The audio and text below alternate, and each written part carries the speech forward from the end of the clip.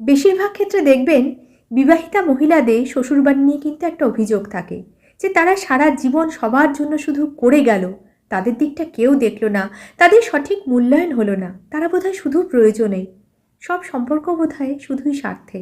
আর তখন কি হয়, বাপের বাড়ির সাথে একটা তুলনা চলে আসে যে তারা ওখানে কত ভালো ছিল, কত আদরে ছিল, কত যত্নে ছিল।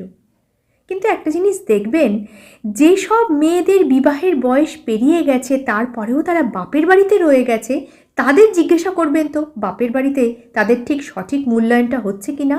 বা সেই সব মহিলাদের জিজ্ঞাসা করবেন যারা বিয়ের পর কোনোভাবে বৈবাহিক সম্পর্ক থেকে বেরিয়ে এসে বাপের বাড়িতে আছে, তাদেরকেও জিজ্ঞাসা করবেন তো তারা সেখানে ঠিক কতটা ভালো আছে। তাই একটা কথা বলি, ভালো থাকা না থাকা সম্পূর্ণ নিজের ওপর নির্ভর করছে। আর মূল্যায়ন, আপনি যদি নিজের মূল্য নিজে না দেন, অন্যের কাছ থেকেও তা আশা করবেন না।